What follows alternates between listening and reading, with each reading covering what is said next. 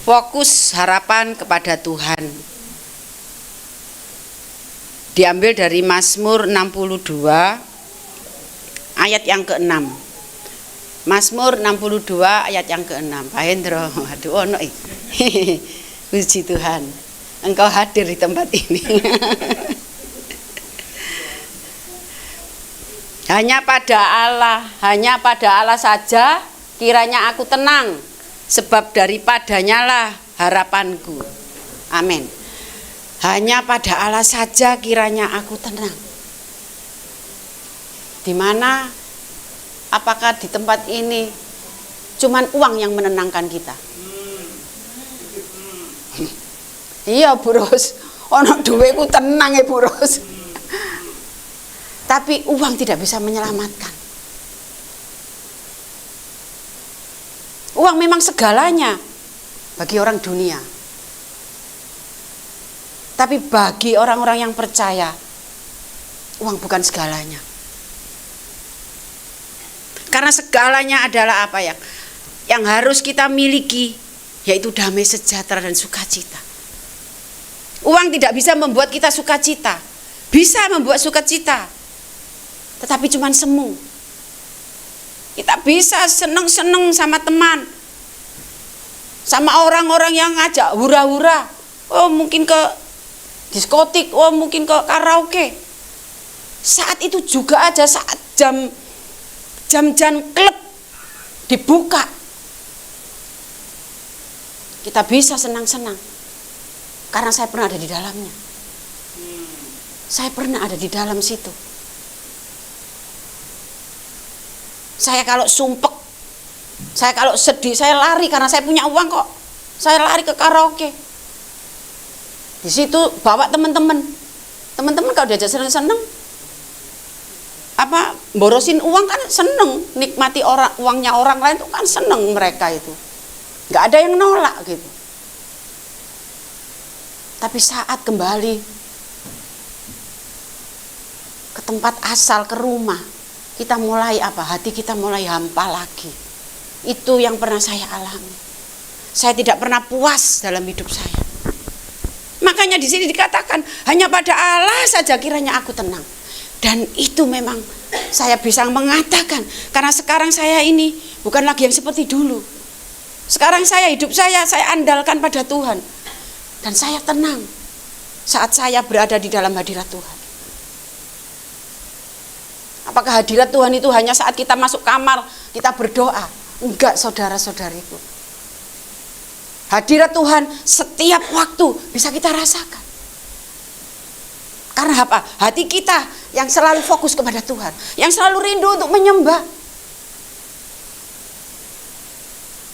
Saya ini rasanya, saya mengatakan itu, mari gitu. Biar kita tuh memiliki damai sejahtera, biar kita memiliki sukacita. Biar masalah itu ada. Biar masalah itu tetap ada. Tapi enggak ada yang bisa merampas sukacitamu, tidak bisa merampas damai sejahteramu. Karena itu diberikan Allah pada kita. Jangan pernah pengaruh dengan masalahmu. Jangan fokusmu itu kepada masalah. Tapi biar fokusmu ke bawah kepada Tuhan. Sebab daripadanya lah harapan. Apakah harapan kita pada orang tua yang mungkin hartanya 7 keturunan tidak bisa? Atau karena mungkin kita punya saudara, punya pejabat yang bisa menolong kita sewaktu-waktu, yang bisa memberi kita sewaktu membuka jalan keluar? Enggak, saudara. Saya punya kakak, saya punya adik polisi, perwira. Saya nggak bisa mengharapkan dia. Saya punya kakak ada di Kalimantan, hartanya banyak. Saya nggak bisa mengharapkan.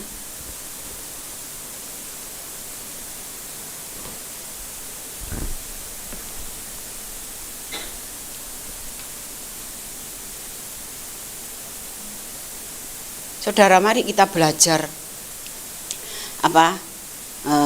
untuk bisa hati kita, pikiran kita kita fokuskan kepada Tuhan.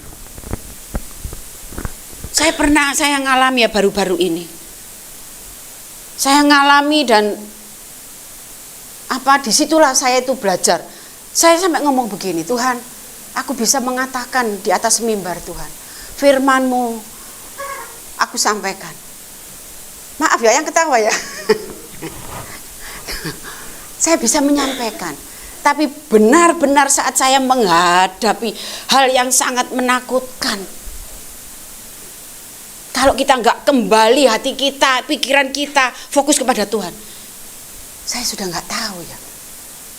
Sampai saya merasakan kok awakku tambah kuru ya.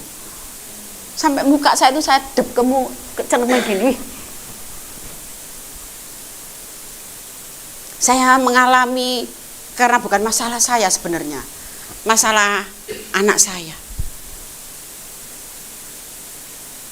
Anak saya itu, aduh saya mau cerita ini bagaimana ya. Sampai saya 2 hari 2 malam nggak bisa makan, nggak bisa tidur. Karena bukan karena saya, tapi karena anak saya. Mungkin mereka berdua ini nggak bisa ya menghadapi seperti saya. Tapi jadi saya merasa cemas. Kemudian apa yang saya lakukan? Saya doa penyembahan. Saya katakan, Tuhan, aku percaya bahwa Tuhan ada bersama kami. Bram saya ajak doa, itu Bram sama Dita. Bram saya ajak doa. Berdoa dia nangis. Percaya 2 hari saya makan, masak, enggak enak. Setelah berlalunya Bram dan Dita menghadapi orang-orang, saya berdoa nyembah, si Dita juga begitu. Dia ngomong sama saya setelah selesai semua, Mah, kuasa doa itu sungguh ya Mah. Lah itulah, kamu sekarang sudah mengalami sama Tuhan. Iya Mah, aku mau berdoa, Tuhan, aku nggak bisa apa-apa, aku sudah nggak tahu Tuhan. Aku nyerah Tuhan sama Tuhan, tolong Tuhan. Terus dia baca Alkitab. Dia nggak, saking aku nggak bisa bahasa Roma, aku baca Alkitab ambek berdoa, ambek nyanyi sing tak apal tok. Nggak apa-apa Dit. Terus mari ngono, tiba-tiba orang yang dicari seperti itu ditelepon bisa, malah video call. Sebenarnya ini bukan masalahnya Bram, karena Bram itu orangnya kan nggak bisaan gitu loh. Kalau dimintain tolong itu dia maunya itu menolong gitu. Dia itu orangnya nggak bisa. Mulai dari SMA guru-gurunya itu ngomong bahwa Bram ini orangnya terlalu peduli sama teman.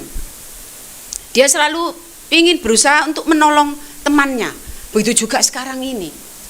Dia berusaha menolong temannya, tapi ya itu tadi. Akhirnya ayo terus berdoa karena ini belum selesai.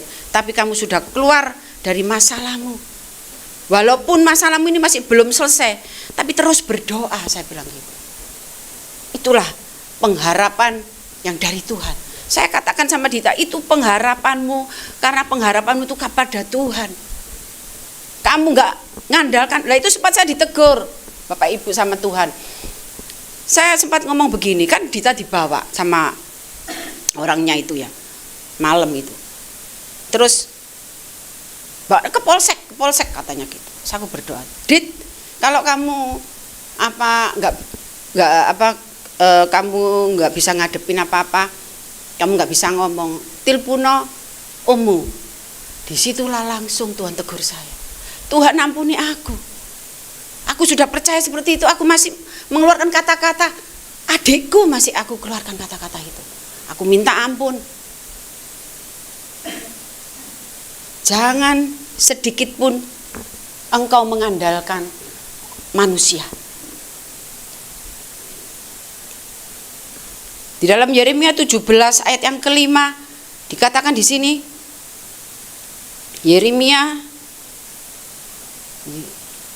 17 ayat yang kelima dikatakan, beginilah firman Tuhan, terkutuklah orang yang mengandalkan manusia, yang mengandalkan kekuatannya sendiri, dan yang hatinya menjauh daripada Tuhan. Terkutuklah orang yang mengandalkan manusia, orang yang mengandalkan hartanya, orang yang mengandalkan kemampuannya, kejeniusannya.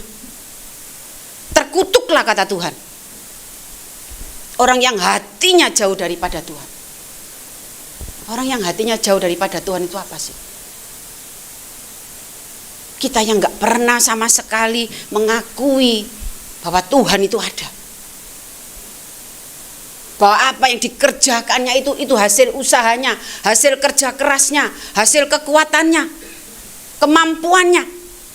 Itu Tuhan katakan terkutuklah. Makanya sekarang sudah akhir zaman ini, mulailah belajar mengandalkan Tuhan. Kenapa mengandalkan Tuhan harus belajar?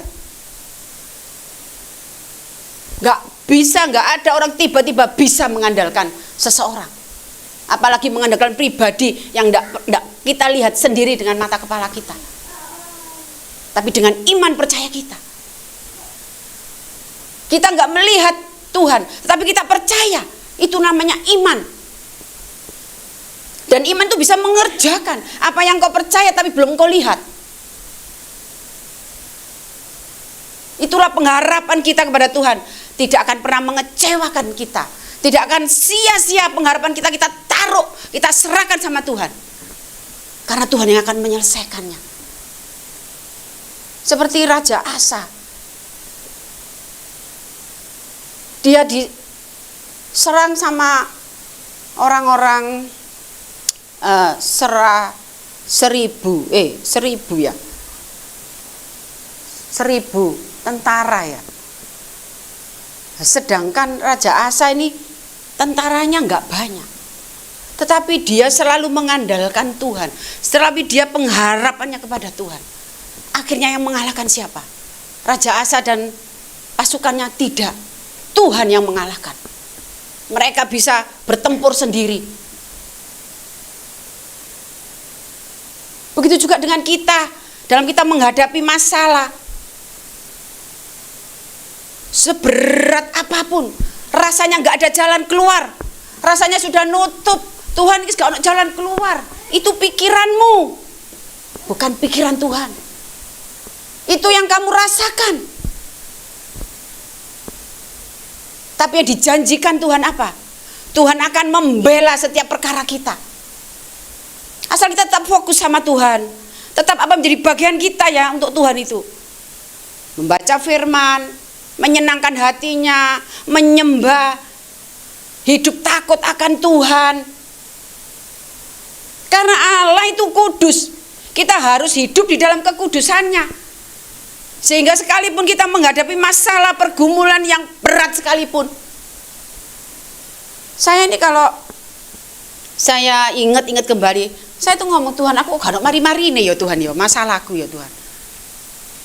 Waktu anakku kecil Tuhan, aku pengen anakku udah gede-gede, sok mandiri. Setelah anakku sudah gede-gede mandiri, loh masih tetap saya bergumul lagi sama anak-anak.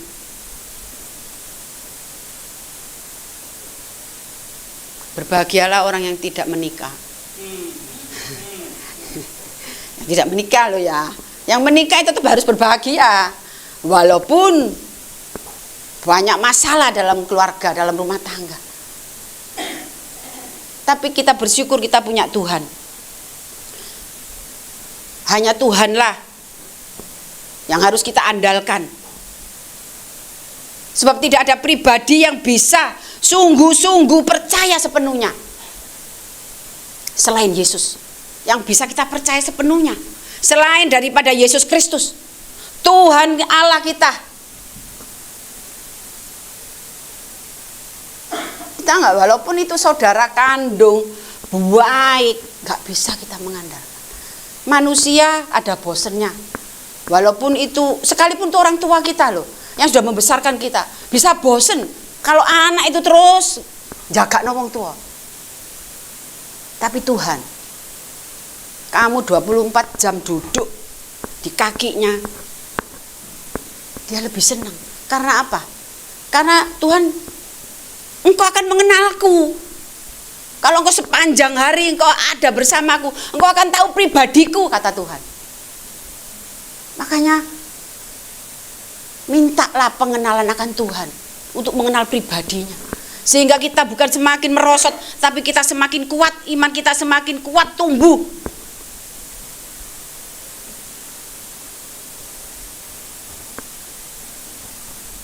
Sekalipun orang terdekat, orang tua, suami, yang cintaku hanya untukmu 100%, aku tidak akan pernah melirik perempuan lain. Tapi kalau ada masalah belum tentu si suami itu bisa kita andalkan. Manusia itu terbatas, pikirannya cuma sekepal ini. Tapi Tuhan Allah kita yang tidak terbatas, taruhlah harapanmu kepadanya. Engkau tidak akan sia-sia. Engkau tidak akan mengalami beban berat yang engkau rasakan, sekalipun masalah itu berat. Karena apa? Tuhan memberikan itu damai sejahtera, sukacita. Karena iman yang penuh, iman yang percaya sepenuhnya kepada Tuhan. Kita berjalan dengan iman, dengan kekuatan yang dari Tuhan. Justru orang yang paling dekat dalam hidup kita, yang sering menjatuhkan kita, yang kita percaya.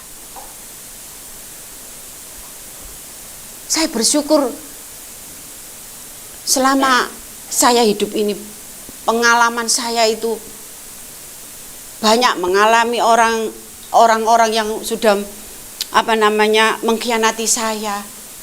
Bukan mengkhianati cinta ya, enggak ya. Orang itu sudah saya percaya, tapi akhirnya dia mengkhianati.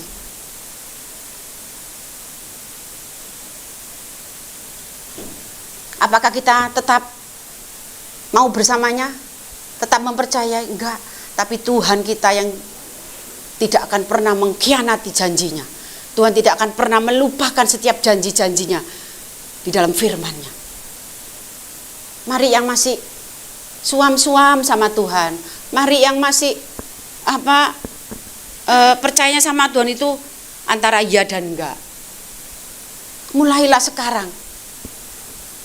Berpindahlah, percayakan sepenuhnya kepada Tuhan. Sudah enggak usah mikir, waduh kok pasan, enggak usah pas-pasan. Tapi sepenuhnya serahkan sama Tuhan. Mau dididik sama Tuhan, mau diajar sama Tuhan. Karena melalui pengajaran Tuhan, melalui didikan Tuhan, kita akan mengalami keajaiban Tuhan. Seperti Dita itu, dia mengalami keajaibannya. Saya selalu berdoa untuk jemaat House of Kana ya. Saya ngomong sama Tuhan, saya rindu seluruh jemaatmu House of Kana itu Tuhan boleh mengalami secara pribadi bersama Tuhan. Mujizat terjadi. Mereka tahu bahwa itu Tuhan yang mengerjakan.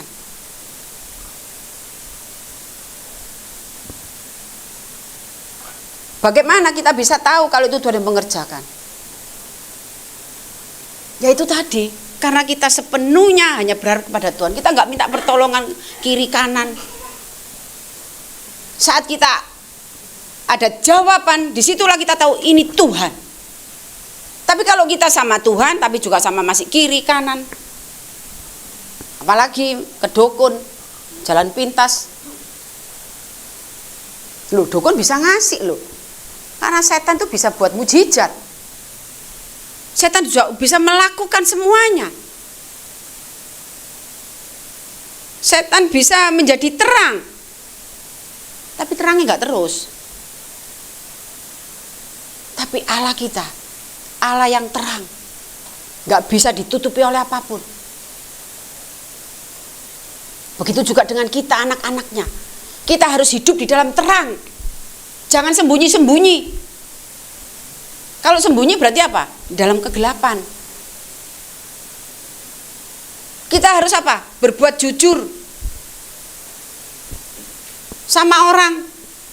Kita harus melakukan apa yang bisa kita lakukan, yang bisa. Jangan bohong. Berarti itu membohongi diri kita sendiri. Kamu membohongi orang lain itu membohongi diri kita sendiri. Itu Tuhan gak mau. Belajar untuk jujur memang angel. Kadang aku sih keprusut. cuman males nemuin loh, ngomong gak ono. Akhirnya aku lari. Iya, Sel ngomong, Oma ndak ada. Aku ngajari Zelda. Itu Roh Kudus loh itu ya. Itu Roh Kudus loh. Saya harus lari. Zelda. Cuman apa? Males. Karena saya tahu ngomongnya akeh. Jadi males gitu. Wong iku ngomongnya akeh gak nontek. Jadi wegah. Akhirnya ngomong Oma ndak ada. Aku langsung, aku ngajari putuku gak kena, langsung aku lari. Ya udah. Makanya kalau saat Tuhan ingatkan, Roh Kudus ingatkan, itu langsung kerjakan gitu. Kalau enggak, itu akan jadi apa? Jadi kebal. Roh Kudus ngomong gak akan krungu. Untuk melatih kepekaan, hatimu digerakkan sampai sama Tuhan, segera lakukan. Itu akan semakin hari semakin peka akan suara Tuhan. Tapi kalau engkau males, gak mau reken, alah palingo gak iki ya. Padahal itu Roh Kudus loh yang bicara. Karena kita punya Roh Kudus. Kita bukan orang yang gak mengenal Tuhan gitu. Kita yang hidup kita tuh percaya sama Tuhan. Belajar untuk menanggapi suara Tuhan. Roh Kudus bicara itu belajarlah untuk melakukannya. Kalau hidup kita itu dipenuhi oleh Roh Kudus, apapun yang kita lakukan dulu, Roh Kudus itu mengingatkan kalau itu nggak benar. Tiba-tiba kita bisa merasakan, loh, kok gini. Tapi orang yang Roh Kudusnya dibiarkan, dijarno, wis jogo natiku tok ae. Semua aku sing ya. Siapa yang mengingatkan kita? Enggak ada. Karena Roh Kudus kau biarkan, kau penjarakan. Enggak kau biarkan bebas mengatur hidupmu. Enggak kau biarkan bebas mengendalikan engkau dalam hidupmu. Tapi engkau berusaha untuk mengendalikan Roh Kudus di dalam hidupmu. Kau berusaha merangkengnya Roh Kudus itu. Sehingga Roh Kudus bisa berbuat apa-apa. Karena tebalnya daging itu nggak bisa merasakan hadirat Tuhan. Mari saudara, mungkin perkataan saya terlalu keras ya, tapi ini menuntut daging kita ini harus benar-benar daging harus nurut Roh Kudus. Kalau daging kau biarkan lemah, engkau akan dibawa semakin merosot sama daging itu. Dan di dalam daging itu apa isinya? Kuasa gelap, iblis yang berusaha mempengaruhi untuk kita dibawa hidup dalam daging yang enak itu. Daging ini minta dienakno. Enggak mau dia menderita sedikit. Tapi bawalah daging ini untuk menderita. Supaya imanmu, rohmu itu kuat. Enggak ngikuti daging. Rohmu itu ngikuti Roh Kudus. Jiwamu enggak gampang mengeluh. Jiwamu enggak merasa terlalu sering diteror. Jiwamu akan bebas. Jiwa yang bebas bersama Tuhan itu enggak terbeban oleh perasaan-perasaan tersinggung, sakit hati.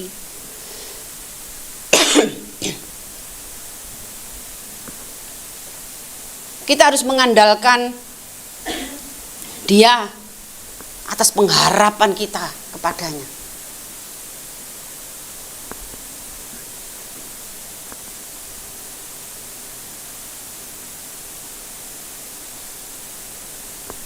Kita berharap pada Tuhan itu berarti kita itu menaruh seluruh kepercayaan kita, seluruh.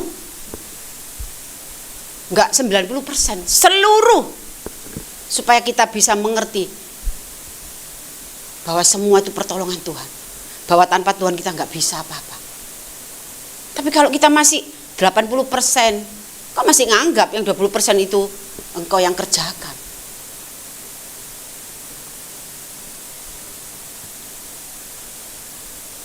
Masa depanmu, semua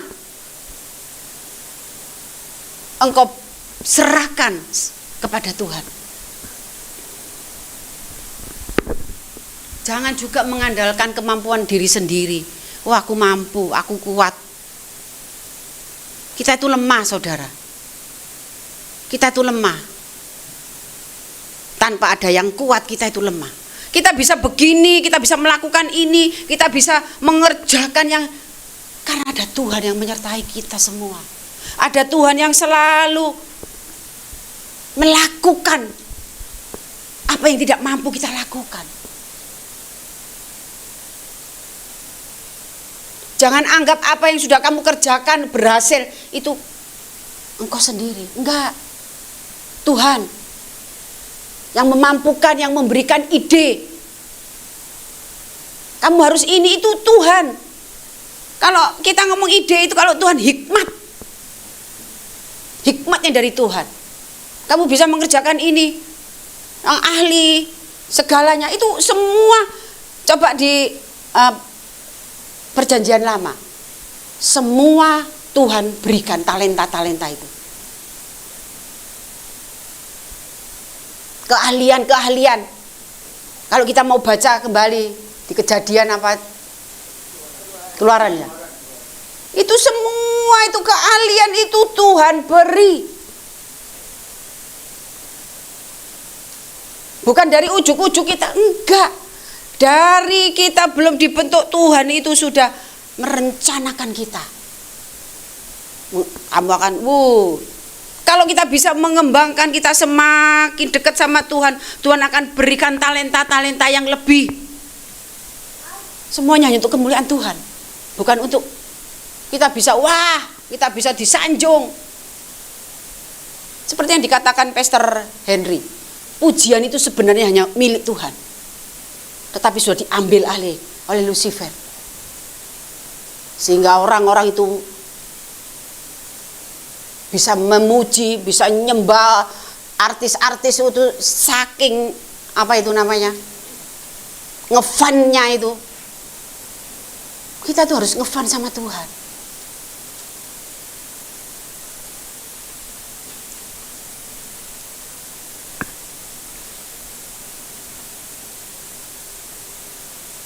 Tindakan nyata dalam berharap apa? Supaya kita itu bisa apa dalam tindakan kita untuk apa dalam berharap itu. Apa yang harus kita lakukan? Setia kepada Tuhan. Setia kepada Tuhan, terus hidup dalam kebenaran dan takut akan Tuhan. Berdoa, baca firman.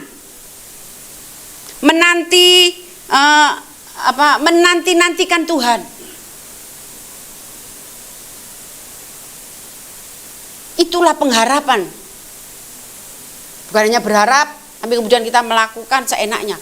Kita tetap setia apapun yang terjadi, kita tetap setia percaya sama Tuhan. Sampai Tuhan menjawab segala doa kita. Kita memang gak mampu, saudara, menghadapi masalah saya ini. Rasanya yang namanya tubuh ini karena enggak makan ya, lemes. Saya nangis itu bukan karena nangisin masalah saya, enggak. Saya nangis karena saya sudah masuk hadirat Tuhan ya. Rasanya masuk hadirat Tuhan itu kan sudah enggak tahu itu banyak orang, padahal warung itu banyak orang. Saya masuk hadirat Tuhan tuh bisa nangis. Nangis itu saya mau berhenti itu enggak bisa, saya sampai sujud, saya sampai nangis. Tuhan terima kasih. Mari alami, saudara-saudara, alami hadirat Tuhan itu secara pribadi. Jangan hanya di gereja, tapi secara pribadi. Engkau akan merasakan bagaimana engkau mengalami perjumpaan dengan Tuhan itu. Engkau akan merasakan kasih-Nya, sehingga engkau bisa menangis karena engkau merasa engkau ada di dalam kuasanya, dalam hadiratnya itu. Saya mau mengajak Bapak Ibu saudara-saudara, mulailah hubungan dengan Tuhan ini yang sudah mulai mulai lagi. Saya mengalami seperti ini. Saya saya merasakan Tuhan, aku kok kayak gini ya Tuhan. Beberapa bulan itu memang roh saya itu down, lemah gitu. Dan terus sakit lagi, berhenti 2 hari, sakit ini, sakit itu, sampai saya, Tuhan, aku ki opo sih Tuhan? Nek aku wis gak diperlukno Tuhan. Bawaan mulai aku Tuhan, aku sampai sama ngomong sama Tuhan itu seperti itu. Kemudian baru enak tenang berapa hari timbul masalahnya Bram. Wah ini, disitulah saya itu terus merenungkan gitu ya. Bahwa setiap masalah, setiap pergumulan kita semua, bukannya Tuhan tidak menyayangi kita, tetapi Tuhan mau dengan pergumulanmu itu, Tuhan mau kita tuh semakin dekat, semakin melekat sama Dia. Tuhan mau ngajak hubungan intim sama kita. Jangan saat menghadapi masalah, engkau aduh aku lemes, tambah jauh dari Tuhan. Tuhan itu nangis kalau kita seperti itu. Tuhan mau saat engkau menghadapi masalah yang berat itu, kamu jangan lari, jangan ninggalin aku, kata Tuhan. Tuhan mau ngajak kita ngomong berdua. Tuhan mau masalah itu Tuhan mau ambil gitu loh. Kamu biar gak merasakan bagaimana penderitaan. Itu yang saya rasakan. Itu yang Tuhan ngomong sama saya. Bukan aku gak mengasihi engkau, tapi aku mau engkau lebih melekat lagi sama aku. Aku mau engkau lebih mengerti aku. Itu yang Tuhan mau dari hidup kita. Jangan terus lari, jangan terus ngomel ya. Lakukan apa menjadi bagianmu yang kamu bisa. Tapi saat engkau apa yang nggak bisa engkau kerjakan, itu bagiannya Bapa yang akan turun tangan untuk menolong.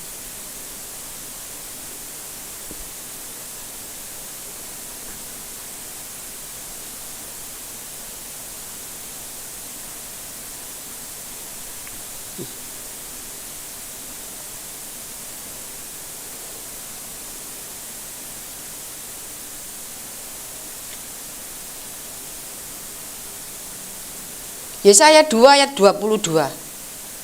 Dikatakan di sini. Pak Hendro. Ya.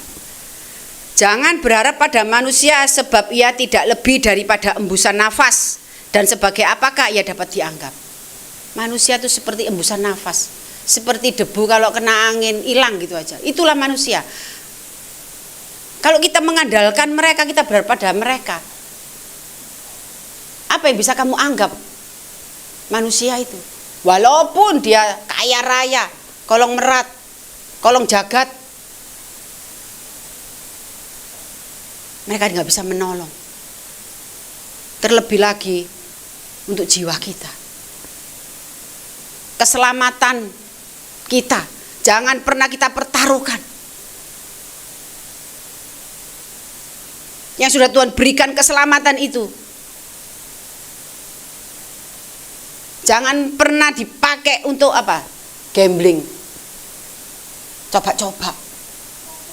Tetap pertahankan, tetap imanmu. Tuhan gak mau kita merasakan penderitaan, Tuhan gak mau kita merasakan tekanan-tekanan. Tuhan mau kita tetap mengalami damai sejahtera, Tuhan mau tetap kita mengalami sukacita. Walaupun masalah kita itu penuh. Imanlah yang membuat kita ini bisa kuat, percaya setiap firman-Nya.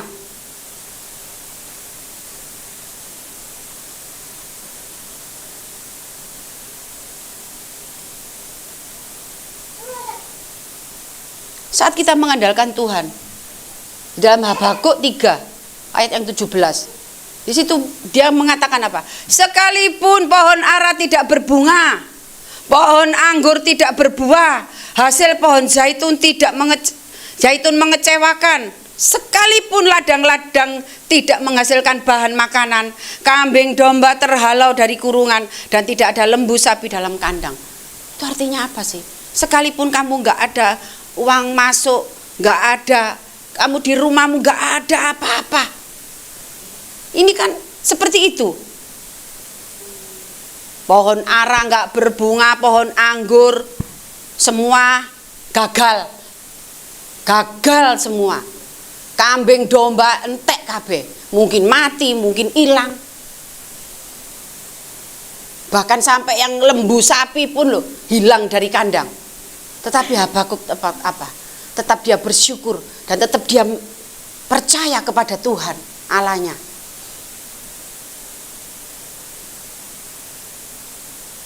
Ya itu kan nabi-nabi loh, tokoh-tokoh Alkitab, para nabi, para rasul, semua mengatakan apa? Pengharapanku hanya pada Tuhan. Daud, semua mereka tetap kuat walaupun umurnya wis tuwek, tetap dia melayani. Karena hamba-hamba Tuhan ini, nabi-nabi, rasul-rasul ini nggak mengandalkan dirinya sendiri. Dia tahu kalau aku sing jalan dewe ya gak kuat. Karena dia tahu bahwa dia sama Tuhannya, sama Allahnya yang memberi kekuatan, yang membuka jalan keluar, yang bisa membuat mujizat. Kurang apa kita punya Allah yang seperti itu? Makanya saya enggak, walaupun saya kayak kemarin itu, tapi saya tetap Tuhan. Kalau engkau mau ngajar aku, mau didik aku, silakan Tuhan. Aku mau belajar, aku mau diajar. Karena aku mau Tuhan murnikan. Tapi ya itu memang Tuhan akan hadapkan kita dengan hal-hal. Untuk apa? Untuk iman kita ini semakin kuat, semakin kita dalam pergumulan berat. Kalau kita itu hidup di dalam Tuhan, mengenal Dia, hidup kita tenang. Disinilah pelajaran Tuhan buat saya yang benar-benar membuat saya itu benar-benar kayak apa, Tuhan menyingkapkan semuanya. Mari saudara, jangan kalau sekarang hidupmu masih enak, masih punya pekerjaan, wah mau aku wis benulan ono gajian, no nggak bisa. Engkau berharap di situ, tiba-tiba perusahaannya ada masalah, PHK. Oh usahaku wis wakeh nduk, setiap provinsi, setiap kota aku punya cabang-cabang. Yo jangan dikira kalau Tuhan izinkan semua habis, mungkin itu kebanjiran, mungkin itu kebakaran, mungkin itu dirampok orang, hilang, tinggal utang. Karena biasanya orang-orang yang perusahaan-perusahaan gede-gede banyak cabang itu banyak utangnya itu, akhirnya habis kan. Berharaplah pada Tuhan. Tuhan akan melindungi semua hartamu, melindungi semua usahamu.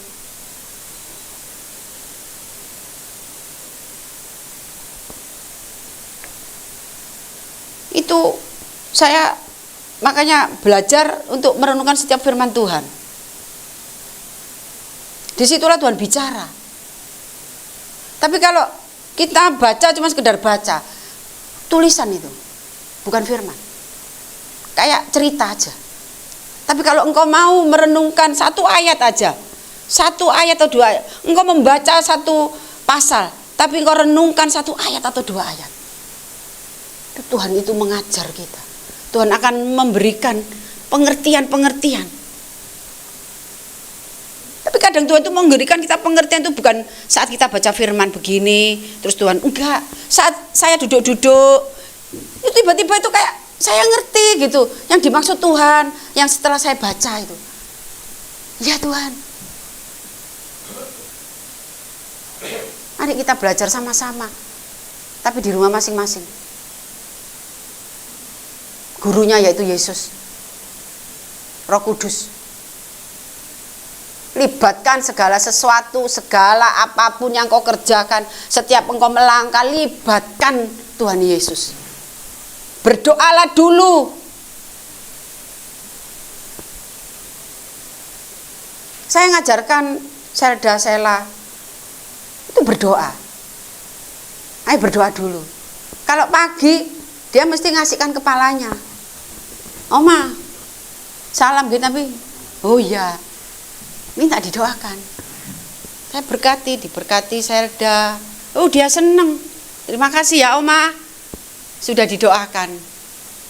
Anak dua seperti itu. Terutama Selda. Dia tidak pernah takut untuk berdoa. Tantenya warungnya sepi. Ayo Om, Bu Cici, tak doakan ya, biar banyak yang beli. Didoakan sama Selda. Itu berarti apa? Dia tuh punya pengharapan kepada Tuhan. Kita harus mengajarkan dengan sederhana yang dia bisa ngerti. Jangan terlalu tinggi ngajarkan anak masih balita itu. Tapi yang sederhana, yang simpel, dia akan mengerti. Dia akan melakukan. Sakit, dia nggak ke dokter, nggak ngajak ke dokter. Doakan Oma. Loh, disitulah kita itu sudah mengajarkan kepada anak cucu kita. Anak-anakku biar sudah tuwek-tuwek, saya tetap katakan berdoa. Ayo berdoa mbak mama. Saya tetap seperti itu. Anak-anak biar tuwek bagaimanapun kan dia anakku. Tetap anakku gitu. Tapi kadang anak yang sudah memandang orang tua ini kuno. Ayo siapa ini anak-anak muda nggak ono ya? Orang tua itu dianggap kuno. Wis nggak ngikuti zaman. Tapi mereka salah. Orang tua yang takut akan Tuhan. Orang tua yang hidupnya hanya untuk Tuhan. Dia lebih dari orang pintar dunia ini. Karena apa? Karena Roh Kuduslah yang mimpin dia. Jangan pandang remeh firman Tuhan ya. Dianggap cuma tulisan. Enggak. Tapi renungkan dan kerjakan. Itu akan menghasilkan keajaiban. Terutama dalam diri kita, dalam kehidupan kita sehari-hari ini loh. Kita enggak ada tekanan-tekanan yang memberatkan.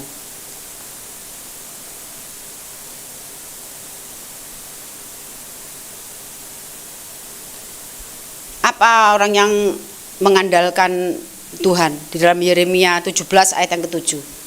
Yeremia 17 ayat ke-7. Di sini katakan, diberkatilah orang yang mengandalkan Tuhan, yang menaruh harapannya pada Tuhan.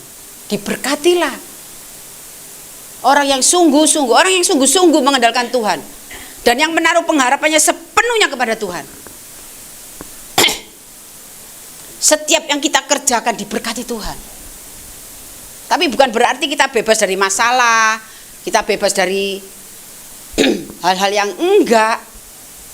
Tapi Tuhan menjamin hidup kita penuh dengan damai dan sukacita.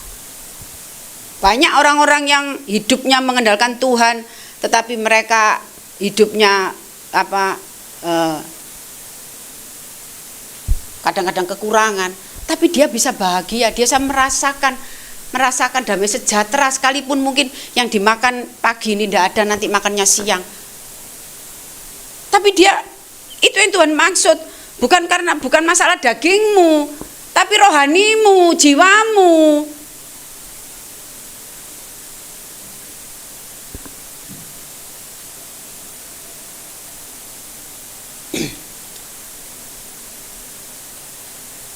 Orang yang benar-benar hidupnya di dalam Tuhan, saat kita melakukan kesalahan, seperti contohnya Petrus dan Yudas ya.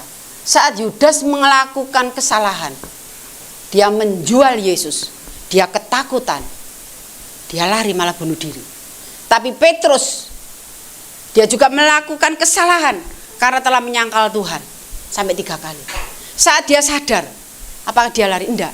Dia cari tempat, dia mengakui kesalahannya, dia sujud, kemudian dipulihkan sama Tuhan, bahkan dipakai Tuhan menyembuhkan berapa ribu orang, 3.000 orang ya. Cuman ngelewati bayangannya aja ini loh. Itulah orang yang sudah jatuh dosa salah, kemudian dia sadar lari kepada Tuhan, diampuni semua dosa. Bahkan kalau engkau menyerahkan hidup untuk Tuhan, Tuhan akan pakai dengan dahsyat. Jangan setengah-setengah melakukan. Lakukan sepenuhnya. Apapun yang kamu kerjakan, lakukan semuanya seperti untuk Tuhan. Karena dengan begitu, makanya Tuhan ngomong, lakukan semuanya itu seperti untuk Tuhan. Karena apa? Kalau kita mengerjakan segala sesuatu itu untuk Tuhan, kita melakukannya dengan tulus, dengan senang, dengan sukacita, nggak gerundel.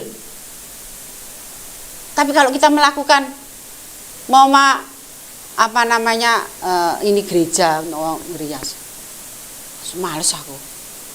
No tak, hak sam wong liya. Gerundel. Karena apa? Kita mau melakukannya untuk Pak Sem, untuk gerejanya. Bukan yang kita kerjakan ini, kita melakukannya untuk Tuhan.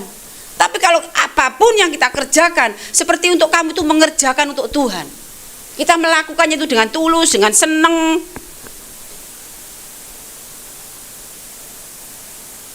Itu yang Tuhan mau. Sehingga bawaan kita, damai sejahtera, sukacita itu dibawa terus sama kita.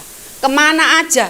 Sehingga kita tidak mudah terprovokasi, kita tidak mudah tersinggung, kita tidak mudah sakit hati. Kalau yang kita bawa itu damai sejahteranya Tuhan, kemana-mana kita bawa, justru damai sejahtera itu akan menyebar ke sekeliling kita. Kita akan dipakai Tuhan mulut kita untuk apa? Untuk menjadi apa? Omongan kita ini loh, untuk meredakan emosi orang-orang sekitarnya.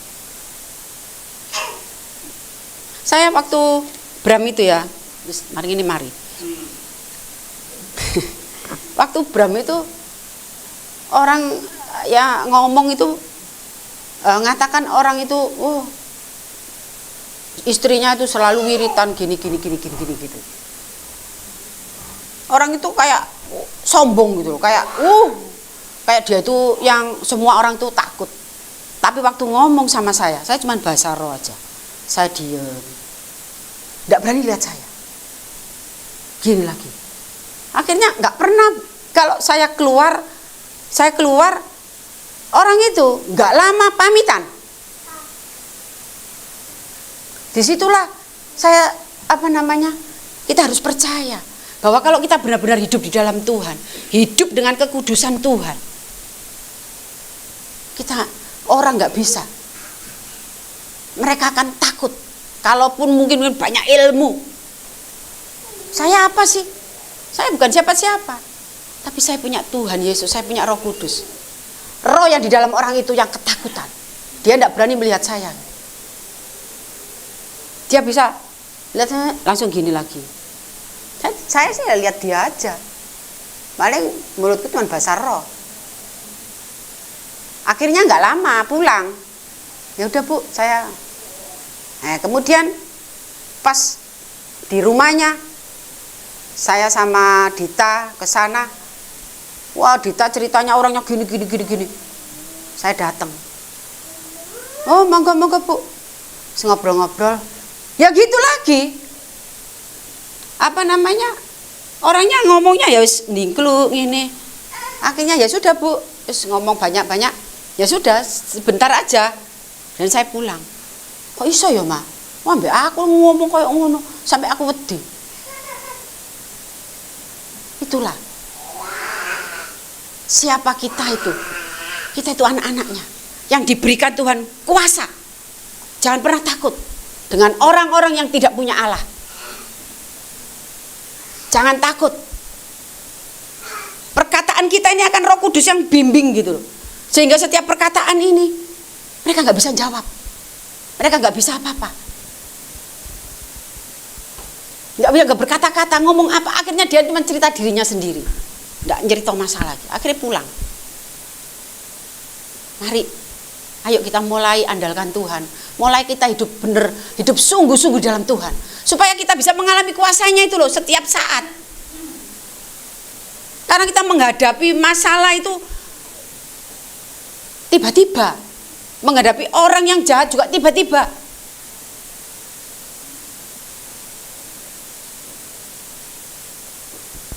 Saya kira firman Tuhan sampai di sini ya, tapi saya percaya Roh Kudus terus bekerja dalam kehidupan kita semua, Bapak Ibu. Biarlah firman ini hidup di dalam kehidupan kita semua. Dan biarlah Tuhan akan memampukan setiap kita untuk mengerjakan firman Tuhan itu dalam kehidupan kita. Kita bisa menghidupi firman Tuhan itu. Sehingga kita bukan mayat hidup. Kita benar-benar hidup karena ada Roh Kudus. Tapi kalau kita Roh Kudus itu engkau matikan, kita ini adalah mayat hidup.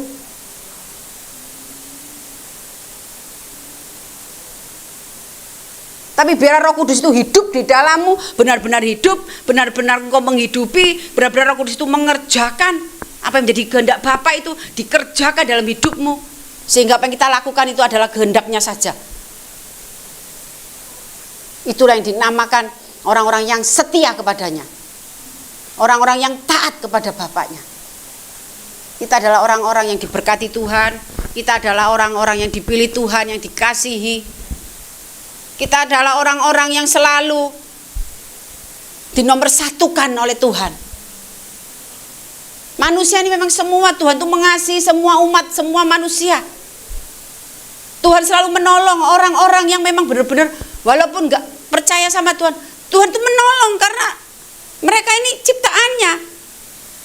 Tuhan untuk semua orang, semua umat.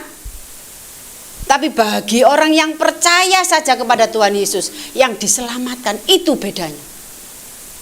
Itu bedanya. Hanya yang percaya kepadanya, memberikan hidupnya sepenuhnya kepadanya, itu yang diselamatkan Tuhan. Tapi semua dapat pertolongan Tuhan. Semua dapat kasih-Nya. Semua dapat belas kasih Tuhan. Karena Tuhan mencurahkan hujannya untuk semua orang. Untuk orang jahat, untuk orang munafik. Terima kasih. Kiranya firman Tuhan ini tertanam dan berakar di dalam setiap hati kita. Mulailah semangat di dalam mencari wajah Tuhan, dalam mencari kehendak-Nya, dalam mencari hadirat-Nya, supaya hidup kita tenang, damai, sejahtera, sukacita. Terima kasih, Tuhan Yesus memberkati.